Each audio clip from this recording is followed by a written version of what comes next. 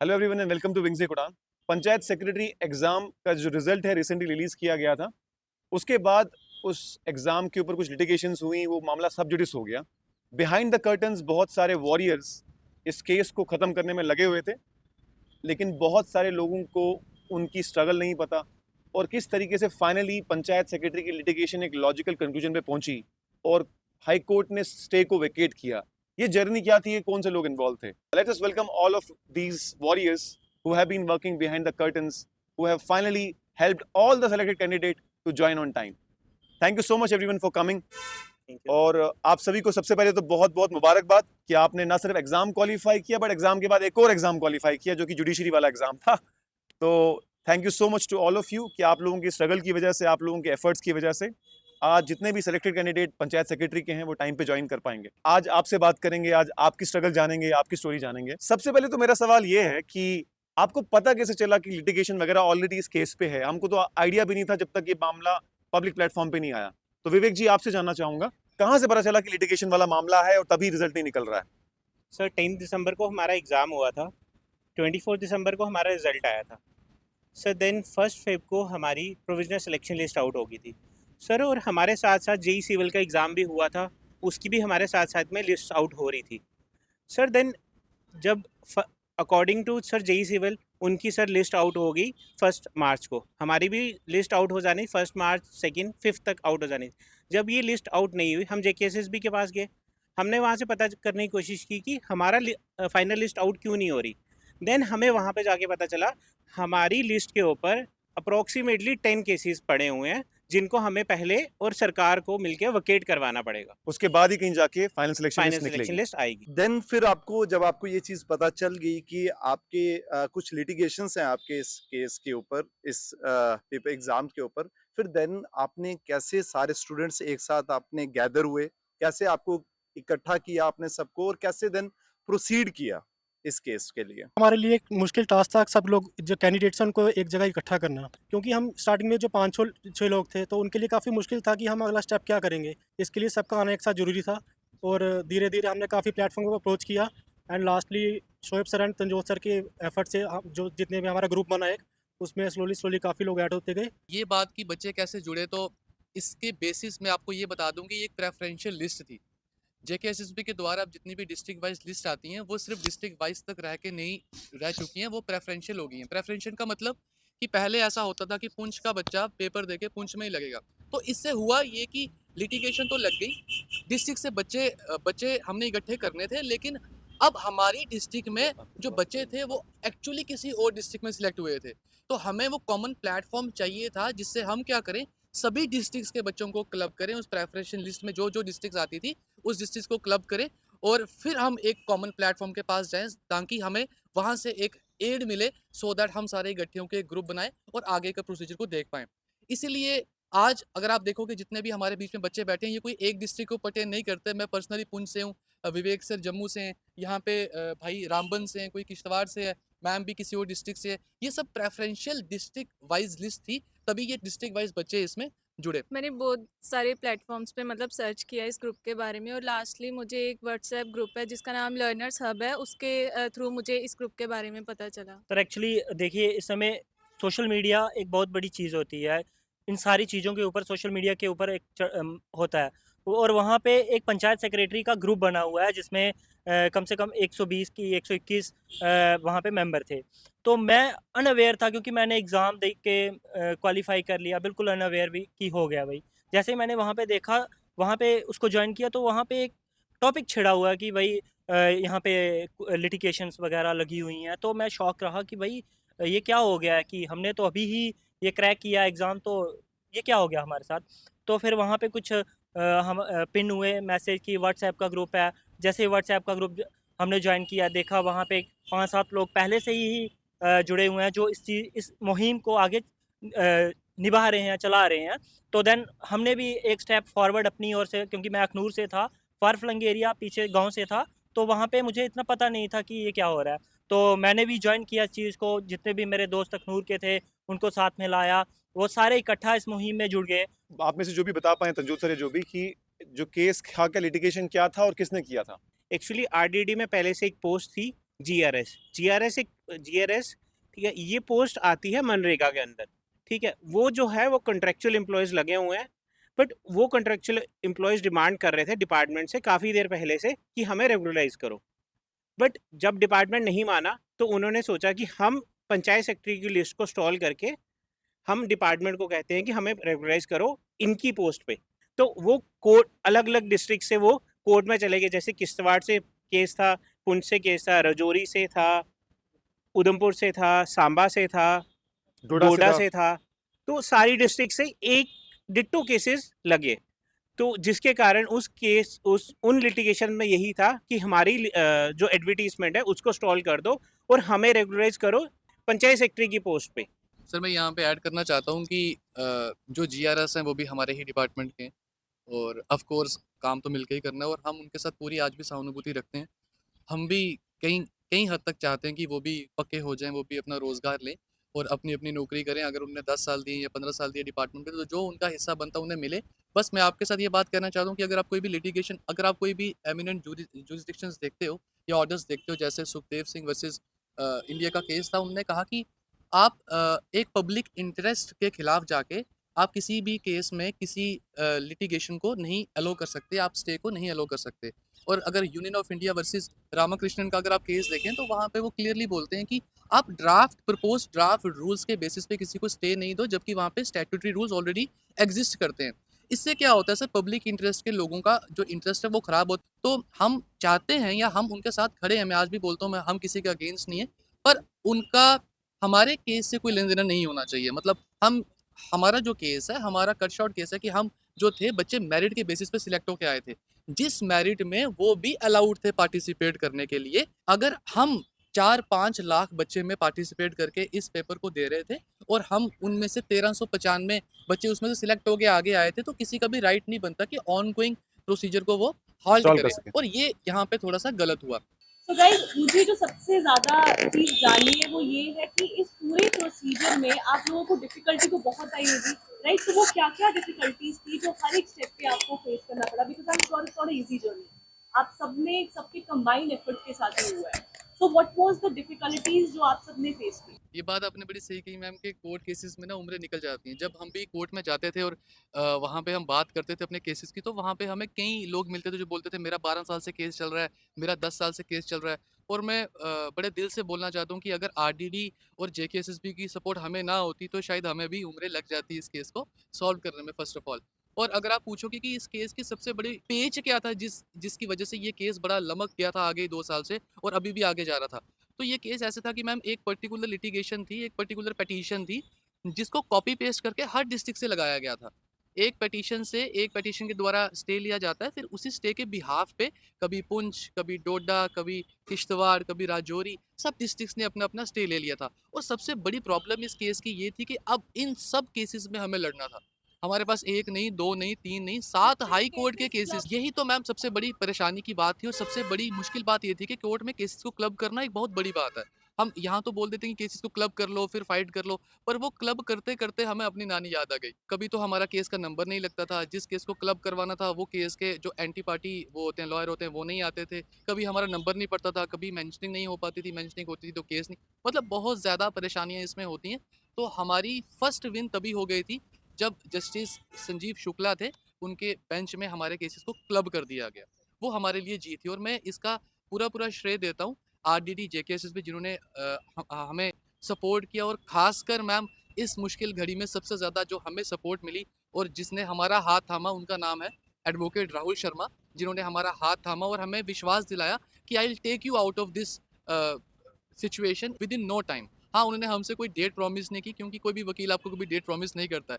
पर उन्होंने हमें पूरा आश्वासन दिया कि इट मे टेक 1 मंथ और 2 मंथ, बट एट मोस्ट 1 और 2 month I will get it solve for you. और मैं बड़े शुक्रिया उनका करना चाहता हूँ। और ऐसा ही हुआ कि उस टाइम तक जितना हमें एक टाइम बार उन्होंने दिया था, उस टाइम तक हमारा केस सॉल्व हो गया। हमारे वकील जो थे उनको पूरी सपोर्ट थी आरडीडी की और जेकेएसएसबी की तरफ से। So the deficiency and the vacancy in department was very much demanding कि हमारे पास फोर्स आ जाए जो अपना काम संभाले, और जो ऑलरेडी एम्प्लॉयड लोग हैं जिनको ओवरलोड किया हमने, हम उनको उस ओवरलोड से हटा दें। तो इसीलिए राहुल शर्मा सर तो थे ही हमारे साथ, उनके साथ अमित गुप्ता सर भी थे। Already S S Nanda sir थे आरडीडी की तरफ से, पर बाद में स्पेशली अमित सर भी आए जेकेएसएसबी की तरफ से, और हमारे राहुल शर्मा सर, हम सब ने एज अ टीम मिलके एक टीम कंबाइंड, मतलब एक कंबाइंड एफर्ट तो हमारा था बच्चों के लेवल पे कि हम कंबाइंड एफर्ट कैसा लगाते हैं, क्या क्या कर सकते हैं। जैसे आपको मैं बताऊं, जब हमने थर्ड पार्टी इम्प्लीड किया तो उसके लिए पहले हमें पटिशनर्स चाहिए थे, उनको बुलाया डिफरेंट डिफरेंट डिस्ट्रिक्ट से, यहाँ पे लोग आए, उन्होंने पटिशन के लिए साइन किया, वो पटिशन फिर कोर्ट में गई, एक्सेप्ट हुई, उस पर ऑब्जेक्शंस आए। और खासकर अगर यहाँ हम बैठ के डिस्कस करें, पर मैं तहे दिल से शुक्रिया अदा करता हूँ हमारे कश्मीर में बैठे हुए भाइयों का, क्योंकि जैसे हम लोग यहाँ पे सेक्रेटरीट में जाते थे या हम लोग जेकेएसएसबी में जाते थे, ऑन दी सेम टाइम वहाँ से हमारे जो भाई हैं, जो पंचायत सेक्रेटरी 1400 लोगों की जो फैमिली है, वो वहाँ से भी इकट्ठी होकर, इनफैक्ट डिफरेंट डिफरेंट डिस्ट्रिक्ट से, कोई कुपवाड़ा से, बारामूला से, कोई पुलवामा से इकट्ठे होकर टीम बना के वो लोग भी सेक्रेटरीट में जाते थे या जेकेएसबी में जाते थे। जिन जिन लोगों से हम बात कर रहे थे एडवाइस करने के लिए, एडवाइस लेने के लिए, वो सब काम हमने एकदम पैरेलली किया, और इसमें पूरा पूरा सपोर्ट किया हमारे प्रिंसिपल सेक्रेटरी सर ने, शाहिद इकबाल सर ने, जिनका हम तहे दिल से शुक्रिया अदा करते हैं। अब ये बता दीजिए कि आगे क्या एक्सपेक्टेशन है, फाइनल लिस्ट कब होगी, डीवी ज्वाइनिंग कब वगैरह कब एक्सपेक्ट कर सकते हैं सारे के सारे पंचायत सेक्रेटरी? सर जैसा कि आपको ऑलरेडी पता है कि ये जब तक लिटिगेशन सॉल्व नहीं हो सकती थी, तब तक तो हमें ये बड़ा मुश्किल था किसी के लिए हमारी लिस्ट हाँ हाँ निकालना, बिल्कुल, सब लेकिन जुडिस मामला हमें था। पता है कि आने वाले 3-4 दिन में जेकेएसबी हमारी फाइनल लिस्ट को आउट कर देगी, और आने वाले 1 महीने के अंदर अंदर हमारा डिपार्टमेंट भी हमारी जो वैकेंसीज है उनको फिल करके हमें फाइनली हमारे जॉब ऑर्डर्स दे देगा। सो सबसे पहले तो मैं शुक्रिया अदा करना चाहूँगा सारे ही गवर्नमेंट ऑफिशियल्स का, चाहे वो जेकेएसएसबी की तरफ से हो, चाहे वो आरडीडी की तरफ से हो, चाहे डॉक्टर शाहिद इकबाल चौधरी हों, जिन्होंने इन स्टूडेंट्स का पूरा सपोर्ट किया, इनको गाइड किया, ताकि ये इस कोर्ट केस को एक लॉजिकल कंक्लूजन तक पहुंचा पाएं। और जिस किस्म के रिफॉर्म हमें देखने को मिल भी रहे हैं जेकेएसएसबी में, इससे लग रहा है कि आने वाले टाइम के जो एस्पिरेंट्स हैं, जो अपीयर होने वाले हैं डिफरेंट एग्जाम्स का, उम्मीद है कि उनको इन मुसीबतों से गुजरना नहीं पड़ेगा। हाउएवर फिर भी हम एक केस मान के चलते हैं, इन केस अगर फ्यूचर में फिर से ऐसा कुछ लिटिगेशन होता है, क्योंकि लिटिगेशन को तो कोई रोक नहीं सकता, ना तो गवर्नमेंट के हाथ में, ना तो जेकेएसएसबी के हाथ में, कोई भी जाके लिटिगेशन लगा सकता है। तो उनके लिए आप क्या कहना चाहेंगे, उन स्टूडेंट्स को कैसे मूव फॉरवर्ड करना चाहिए कि जल्द से जल्द उनकी सिलेक्शन लिस्ट जो है रिलीज हो जाए, या उस प्रोसेस को स्टॉल ना हो, वो स्टे ना लग जाए? तो बड़ा अच्छा क्वेश्चन है कि ये जो लिटिगेशन है ये तो बार बार लग सकती है, क्योंकि एक इंसान का, एक ह्यूमन बीइंग का फंडामेंटल राइट है कि वो अपने किसी भी, अगर उसको लगता है कि मेरा हक कहीं पे भी वायलेट हो, तो वो जाके कोर्ट में स्टे ले सकता है। पर इसी को वकेट करने के लिए, इसी को आने वाले टाइम पे ख़त्म करने के लिए, मुझे लगता है कि एक जो छोटा सा ऑर्डर बन सकता था 2 लाइनों का कि हाँ ये स्टे वकेट हो गया, अपनी फाइनल लिस्ट निकाल दो, उसकी जगह ये 18 पेजेस का सर एक बड़ा एमिनेंट ऑर्डर पास किया गया जस्टिस वसीम सादिक नरगाल जी के द्वारा। इसमें कई ज़्यादा रेफरेंसेस उन्होंने कोट किए हैं, और आप इसमें देखेंगे जैसे इसमें प्रभजोत सिंह वर्सेस भगत सिंह का केस है, उसमें साफ बताया हुआ है कि जब पब्लिक इंटरेस्ट में, जहाँ पे पब्लिक हार्म हो सकती है, वहाँ पे आप स्टे नहीं दे सकते किसी को। और खासकर जहाँ पे ड्राफ्ट रूल्स प्रपोज हुए हैं, वहाँ पे जबकि स्टैट्यूटरी रूल्स प्रेजेंट है, आप वहाँ पे भी स्टे नहीं दे सकते। Sukhdev Singh versus union of India का केस है, वहाँ भी ये क्लियरली मेंशन है कि आप जो है पब्लिक इंटरेस्ट में जब किसी स्टेट को बल्क में वैकेंसी चाहिए, आप उसमें उस ऑर्डर के लिए या उस चलती ऑन गोइंग प्रोसीजरल जो रिक्रूटमेंट है, आप उसमें स्टे नहीं ले सकते। सो मुझे लगता है कि आने वाले टाइम पे जो 18 पेज की 18 पेज का जो ऑर्डर दिया गया है रिस्पेक्टेड जस्टिस वसीम सादिक नरगाल जी के द्वारा, वो एक बेंचमार्क सेट कर देगा कि आने वाले टाइम पे जो लोग बच्चे तैयारी कर रहे हैं, क्योंकि सर हमने देखा था कि हमारे पेपर के बाद बच्चे बड़े कंफ्यूज हो गए थे, बच्चे बड़े परेशान हो गए थे, और जो ऑन गोइंग रिक्रूटमेंट्स हैं या जो अपकमिंग रिक्रूटमेंट्स हैं, उनके बच्चे भी तलाशने लगे थे, डिपार्टमेंट्स की फाइल्स देखने लगे थे कि क्या इसमें कोई लिटिगेशन तो नहीं है, कि हम भी ऐसे तो नहीं अड़क जाएंगे कहीं बाहर बाद में जाके। तो उनको टेंशन लेने की कोई भी ज़रूरत नहीं है, क्योंकि ये जो 18 पेजेस का ऑर्डर हमारे पास आया है, इसने उन तमाम बच्चों की जो रिक्रूटमेंट का वेट करें या जो अप्लाई करना चाहते हैं या जो आने वाले टाइम पे अप्लाई कर रहे हैं, उनका पर्पस सॉल्व कर दिया है कि आपकी जो ऑन गोइंग रिक्रूटमेंट है, खासकर जो मेरिट बेसिस पे हो रही है, जहाँ आप फाइट करते हो एक दूसरे के साथ, जहाँ आप एग्जाम देते हो, पढ़ते हो, 4-4 5-5 साल की मेहनत करके आगे आते हो, उसमें कभी भी कोई भी स्टे नहीं मिलना चाहिए। जैसे कि अभी तंजोत सर ने भी बोला कि कि जर्नी लंबी थी एंड बहुत सारा डिफिकल्टीज देखा। So what I want to ask is कि जैसे हम बिहाइंड द कैमरास बात भी कर रहे थे, you guys are so happy, आपको 2-2 जीत मिली है, राइट? एक तो मेरिट की जीत भी मिली और केस की जीत भी मिली है, but at the same time हमने ये भी बात किया कि फ्यूचर को हम प्रिडिक्ट नहीं कर सकते और आगे भी ऐसा हो सकता है, राइट? आज आप हैं, कल को कोई और एस्पिरेंट्स हो सकते हैं, राइट? सो इस पूरी जर्नी में आप सबका मोटिवेशन या आप सबका मेंटल स्टेट कैसा था थ्रू आउट द जर्नी? डर लगता था कि हाँ, हम बहुत परेशान हुए इस केस की वजह से, बट हमने एक ग्रुप बनाया था। जब भी हम लो होते थे, हम डिस्कस करते थे हमें क्या करना चाहिए। हम हम सारे इकट्ठे थे, इसलिए हम बूस्ट होते गए। और साथ में हम जब भी हमें कोई परेशानी आती थी, हम डिपार्टमेंट के पास जाते थे, हम जेकेएसएसबी के साथ डिस्कस करते थे। उन्होंने हमें बहुत सपोर्ट किया। और मैं सिर्फ ये चीज़ कहना चाहता हूँ, अगर किसी को भी किसी रिक्रूटमेंट में पता चलता है कि कोई लिटिगेशन है, प्लीज़ जेकेएसएसबी के पास जाओ, वहाँ डिस्कस करिए। इसकी वजह की पहल खुद में एक नैरेटिव क्रिएट करना, उससे अच्छा है कि आप डिपार्टमेंट में जाइए, सेक्रेटरीट में जाइए, जेकेएसएसबी के पास जाइए, उनसे पूछिए कि हम फर्दर स्टेप्स क्या ले सकते हैं और इसका आउटकम क्या हो सकता है। खुद नैरेटिव क्रिएट करना is not a good thing. बहुत ही सही बात बोली आपने, क्योंकि एक टाइम क्रिटिसिज्म का होता है और कुछ टाइम एप्रिसिएशन का भी होता है। जहाँ क्रिटिसिज्म इतना इंपॉर्टेंट है कि प्रोसेस को सही करने में, वहीं पर जब चीज़ें सही चल रही हैं तो एप्रिसिएशन करना भी ज़रूरी है। Yes, दोनों sir. चीज़ें इंपॉर्टेंट हैं। तो और आप में से कोई बताना चाहेगा अपने एक्सपीरियंस के बारे में, अपने कोई भी चीज़ के बारे में, जो भी आपने फील किया, जो भी प्रोसेस था, जैसे आपने इन्वॉल्व हुए? Sir, it was a long journey from 2022 जब इसकी रिक्रूटमेंट निकली थी, तब हमें शायद ये पता भी नहीं था कि अब हम आज इस जगह पे बैठेंगे और हमारी फैमिली जो है इतनी खुश होगी। बिकॉज़ हम स्टार्टिंग काफ़ी देर से, जो भी स्टूडेंट्स यहाँ पे बैठे हुए हैं, काफ़ी देर से लगे हुए थे, अपना प्रैक्टिस कर रहे थे, एग्ज़ाम क्वालिफाई करने की कोशिश कर रहे थे। तो कभी जो फेलियर हमें बहुत बार फेलियर भी मिला जेकेएसएसबी एग्ज़ाम्स में, सेंटर के एग्ज़ाम्स में भी मिला। पर अभी ये जो है, अभी हमें गोल्डन चांस मिला था पंचायत सेक्रेटरी, जो एक एलाइट सर्विस है जे&के गवर्नमेंट की, इसको ज्वाइन करने का हमें मौका मिला है। तो हम बहुत सारा थैंक यू करना चाहेंगे जेकेएसएसबी का, हर एक डिपार्टमेंट का जिसने भी हमें यहाँ तक पहुँचाया है, हम अपनी फैमिली मेम्बर्स का, एवरीथिंग। अच्छा, आप में से मैं एक सवाल और पूछना चाहूँगा। जैसे कि इन्होंने बताया कि कहीं न कहीं एक फैमिली लेवल पे बहुत खुशी हुई। So what does it mean to you? आप में से अलग-अलग लोगों के लिए ये नौकरी, ये पंचायत सेक्रेटरी या कोई भी और जॉब होती जेकेएसएसबी की, what does it stand for आपके लिए, आपकी फैमिली के लिए? What does it mean to you? क्या क्या चेंजेस आएँगी आपकी लाइफ में इसके बाद?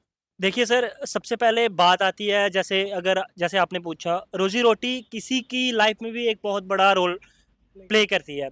देखिए, जब तक हम स्टूडेंट थे, स्टूडेंट की तरह पढ़ रहे थे, तो वो फ़ेस एक अलग-सी बात थी। मगर अब जैसे हम एक अपने प्रोफ़ेशन में आ रहे हैं, और पंचायत सेक्रेटरी जैसे बताया अभी, पंचायत सेक्रेटरी एक ऐसी जॉब है जहाँ पे आप ग्रास रूट लेवल पे जाके काम करते हैं।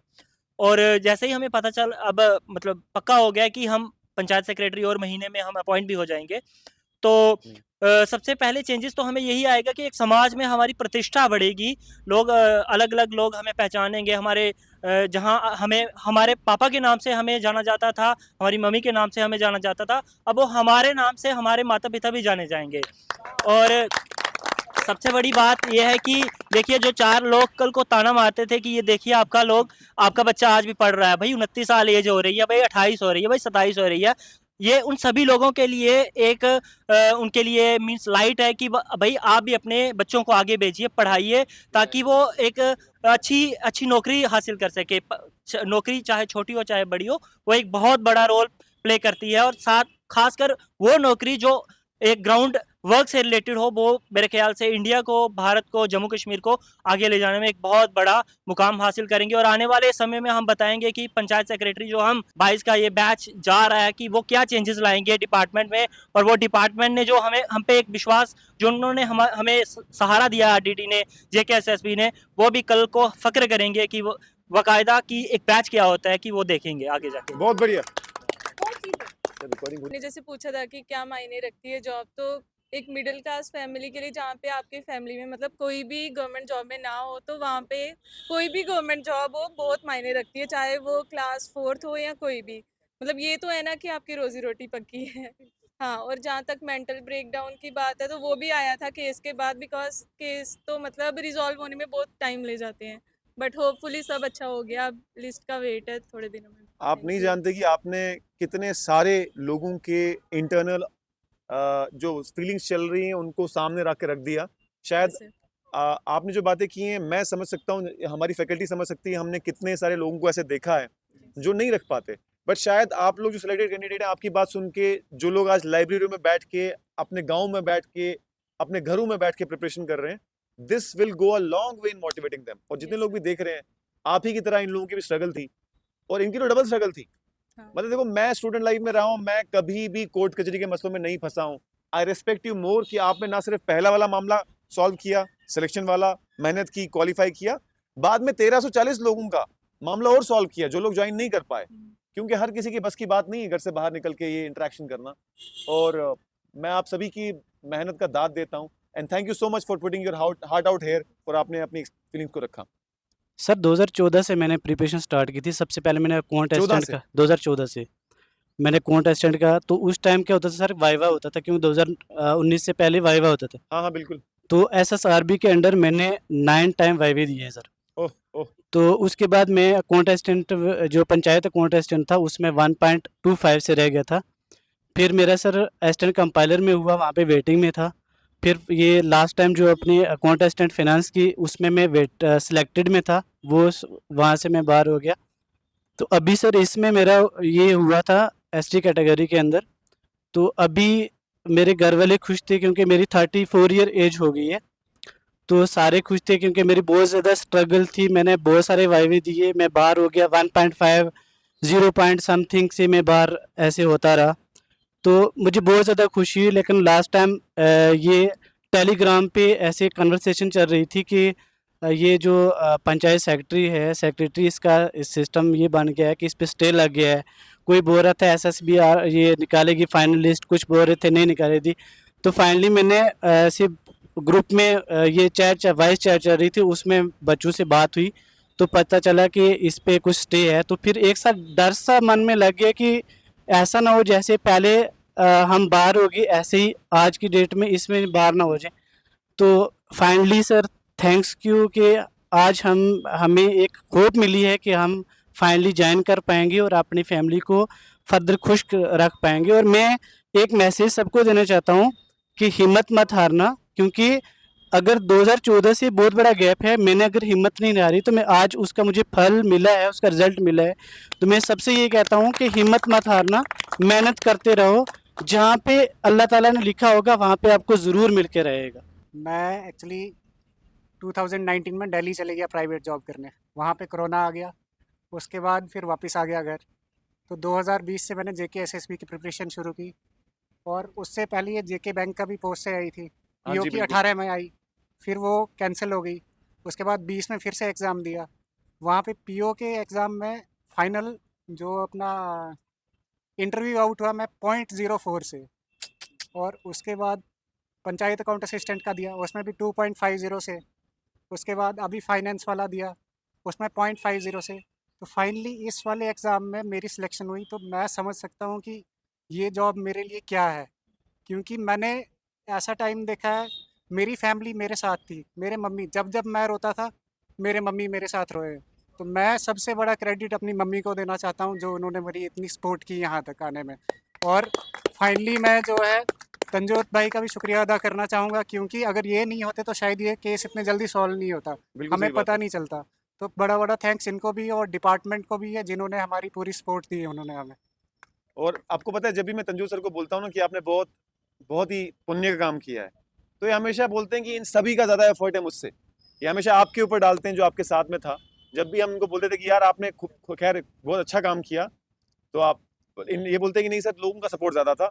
तो ये ऐसे ह्यूमिलिटी रखने वाले इंसान है। कि जैसा होता है कि कोई भी रिक्रूटमेंट होती है, उसका बैच शुरू होता है, तो उनका आपस में कोऑर्डिनेशन नहीं होता, वो बनते बनते कई साल लग जाते हैं। बिल्कुल। तो इस स्ट्रगल में सर सबसे अच्छी बात ये हुई है कि अपॉइंटमेंट से पहले हमारी एक अलग फैमिली पहले ही बन चुकी है, हमारा आपस में कोऑर्डिनेशन अच्छा है, हर एक चीज़ बेस्ट है। और उसका सारा क्रेडिट तंजोत एंड विवेक दोनों को जाता है। इन लोगों ने सबको साथ लाया, हर एक डिस्ट्रिक्ट से, हर एक तहसील से सर। तो हम लोग भी अखनूर से हैं सर, हमें भी नहीं पता था अखनूर से कौन कौन सेलेक्टेड है। फिर उन्होंने हमने अलग से ग्रुप बनाया, कोऑर्डिनेट किया कि कब जाना है कब नहीं एंड ऑल। तो स्पेशली कश्मीर, उन्होंने भी अलग से एक ग्रुप बनाया। हम लोग जम्मू में जेकेएसएसबी ऑफिस जाते थे, कहीं जाते थे, तो वो लोग कश्मीर में वहाँ पे जाते थे। तो काफ़ी एक दूसरे के साथ कोऑर्डिनेट करके हम लोगों ने किया। मैंने अपनी 2016 में ग्रेजुएशन पास की थी। ग्रेजुएशन मैम बीटेक स्टूडेंट था, तो उसके बाद मैम इलेक्ट्रिकल में मैंने बीटेक की थी। बट उसके बाद 3 साल मैंने इलेक्ट्रिकल इंजीनियरिंग पढ़ने के बाद मैंने शिफ्ट किया, बिकॉज 2014 के बाद कभी इलेक्ट्रिकल इंजीनियरिंग की पोस्ट नहीं आई जम्मू कश्मीर से, तो मैम बीइंग शिफ्ट करना बहुत मुश्किल था मेरे लिए। बट मैं सिर्फ यही सबको मैसेज देना चाहता हूँ, एक फ्लेक्सिबल बन जाना चाहिए इस स्टेज में अगर आपको एक गवर्नमेंट जॉब चाहिए तो।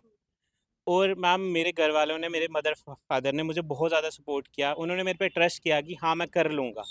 तो मैं सिर्फ एक मैसेज देना चाहता हूँ कि अपने बच्चों को थोड़ा सा सपोर्ट करिए। जब एक मदर फादर का सपोर्ट होता है ना तो सब कुछ हो जाता है मैम, सिर्फ उनका सपोर्ट चाहिए होता है। और किसी मैम सोसाइटी हमेशा अगेंस्ट चलती है आपके, अगर मदर फादर का सपोर्ट होगा ना तो सब कुछ हो जाता है मैम। सिर्फ मैं ये कहना चाहता हूँ, मैं अपना क्रेडिट सिर्फ अपने मदर फादर को देना चाहता हूँ। जॉब सबको मैम सर सबको चाहिए होती है जॉब। तो मैं ग्रेजुएशन बीटेक की है सिविल में। जब मैं अभी कर रहा था तो ड्यूरिंग बीटेक मैं एक फॉर्म भर दिया, हमारी 4th क्लास की पोस्टें निकली थी तो मैंने वो फॉर्म भर दिया, तो उसमें मेरा सिलेक्शन हो गई। मैम मेरा तो ऐसा मानना है, अगर किसी ने भी हार्ड वर्क किया हुआ है ना वो कभी खाली नहीं जाता, कि अगर आप मेहनत करते जा रहे हो तो कहीं ना कहीं तो फल मिलना ही मिलना है आपको। अब मैं 2020 पास आउट हुआ था एमटेक से, उस समय कोविड आ गया तो कोई कंपनीज आई नहीं कॉलेज में, तो मैंने यहाँ पे शिफ्ट कर लिया अपने आप को कि मैं गवर्नमेंट की तैयारी करूँगा और सिविल में तैयारी करूँगा बस। आपसे मैं एक सवाल और पूछना चाहूँगा, क्योंकि आप लोग सेलेक्टेड हो चुके हैं, तो किस किस्म के मतलब रिफॉर्म तो बहुत हो रहे हैं, बहुत अच्छे हो रहे हैं, और क्या क्या चीज़ें चेंज हो प्रोसेस ऑफ एग्ज़ाम में जिससे स्टूडेंट्स को और कन्वीनियंस लगे और स्ट्रीमलाइन हो जाए ये प्रोसेस एग्ज़ाम का। आप क्योंकि सेलेक्टेड कैंडिडेट हैं, आप भी 10 साल से एग्ज़ाम दे रहे हैं, ऑब्वियसली आपने बहुत सारे एग्ज़ामों को देखा, आपने 9 इंटरव्यू दिए और बहुत कुछ देखा आपने। आप क्या रिकमेंड करेंगे आपकी तरफ से रजिस्ट्रेशन की जो एग्ज़ाम प्रोसेस में थोड़े बहुत रिफॉर्म्स हो जिससे स्टूडेंट्स के लिए और आसानी हो जाए? सर सबसे पहले तो थैंक यू सबको कि सब हम यहाँ पर जुड़े हैं आज।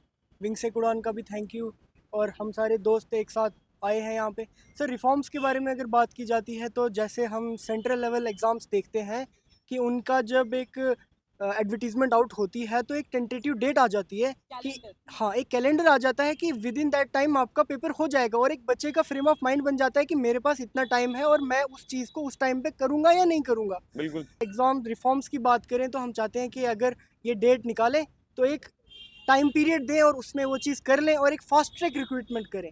JKSS भी बहुत अच्छा जा रहा है, बहुत अच्छे रिफॉर्म्स हो रहे हैं सर। जैसे पहले एग्ज़ाम्स आते थे सर, सिलेबस कुछ होता था, एग्ज़ाम कुछ आते थे, बट अभी चेंज हो गया बहुत।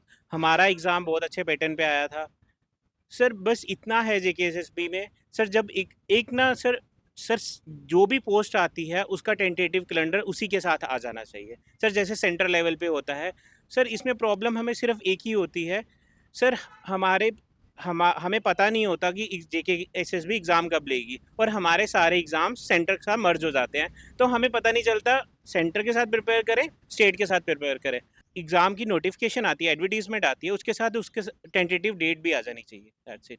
बहुत सही बोला आपने। हमने भी फील किया है कि अगर डेडलाइन हो, इंसान अपना टाइम, हमारा टाइम ही हमारा सबसे ज़्यादा रिसोर्स है।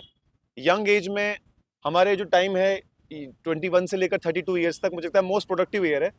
इसमें हमें देखना पड़ता है कि हमारा टाइम कहाँ दें। अगर ये एग्ज़ाम पहले हो रहा है तो उसकी पहली प्रिपरेशन कर लेते हैं, बाद में इसको कर लेंगे। पता चले जो एग्ज़ाम 3 साल पहले आया था वो बाद में हो रहा है, जो बाद में आया था वो पहले हो रहा है। तो अगर JKSSB इसको इंश्योर कर दे कि जो टाइम पीरियड है दिया गया है, फॉर एग्जांपल आज नोटिफिकेशन आई, 3 महीने बाद एग्ज़ाम है, तो इंसान कम से कम टाइम बाउंड में सिलेबस भी कंप्लीट कर लेगा और बाकी एग्ज़ामों के लिए भी अपीयर हो पाएगा। और अंत में मैं यही कहना चाहूँगा कि विंगसेक उड़ान जिसके माध्यम से आज हम जुड़े, तो इस चैनल का, इस एजुकेशन प्लेटफॉर्म का बहुत बहुत धन्यवाद।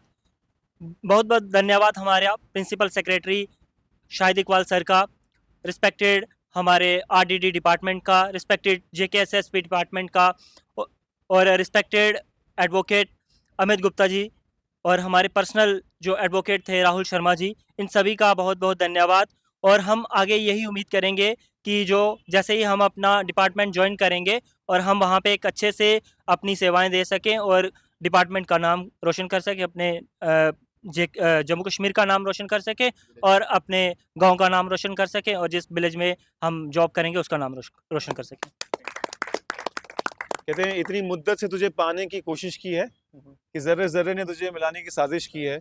जब कोई चीज़ बहुत मुश्किल से मिलती है तो शायद उसकी अप्रिसिएशन और भी ज़्यादा आती है और शायद इंसान अपना और भी जान लगा लेता है।